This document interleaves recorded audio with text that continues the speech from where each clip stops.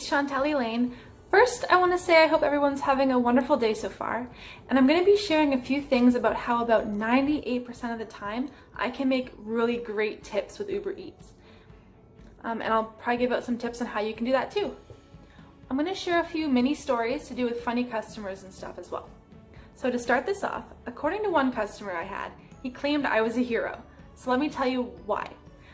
I was picking up an order from a burger joint. I was told to wait outside as it wasn't ready yet. No big deal. I always just go sit in my car if that's the case and just text the customer about the wait time that's been extended.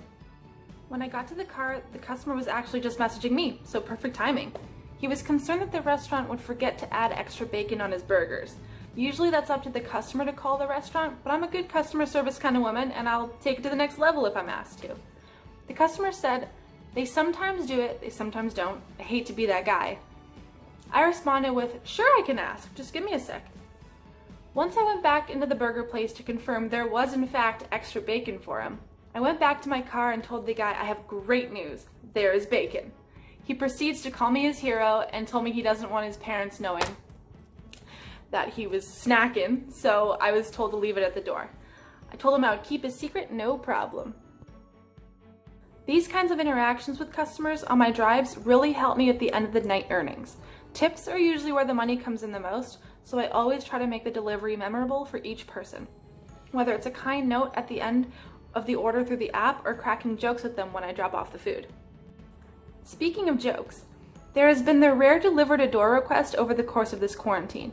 That means I knock on the door or ring the doorbell and hand them the order, opposed to the leave at the door option, which is where I just leave it on the porch or on a table for a porch table.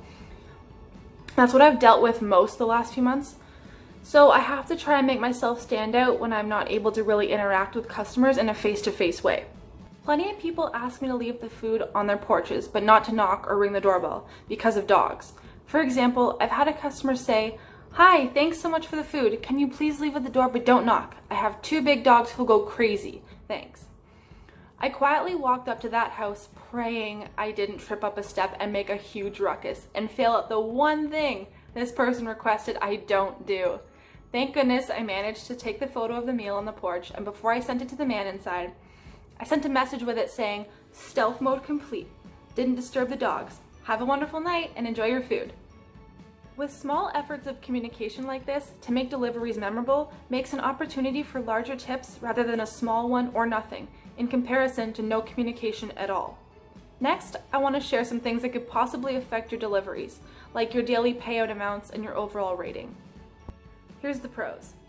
Living in a busy area, good at customer service and problem solving, positive attitude, keeping the customer's food hot or cold, and don't forget them in separate thermal bags at all times, especially if it's hot and cold. Cons. Live in a small town or not such a busy area, negative attitude, poor hygiene, and not keeping customers' food safe in a thermal bag for freshness. There are many times when customers rate you on things that are completely out of your control, like taking too long to find their house, but let's say it's too dark and they didn't leave the light on, or there's no house number. Maybe there's some bad traffic. Another problem you might encounter would be the food order was wrong, and being the middle messenger, you can sometimes get blamed. So try doing the best you can with what you can control and what I mentioned within the pros and cons. Going the extra mile when communicating positively with customers and looking clean and fresh helps me significantly with my job and with the end of the day turnout. I hope if you try these tips, you will also get good tips. I'm going out now to do some deliveries, so I hope this was helpful and I can't wait to share my other stories next time. Like, subscribe, and don't forget to be kind.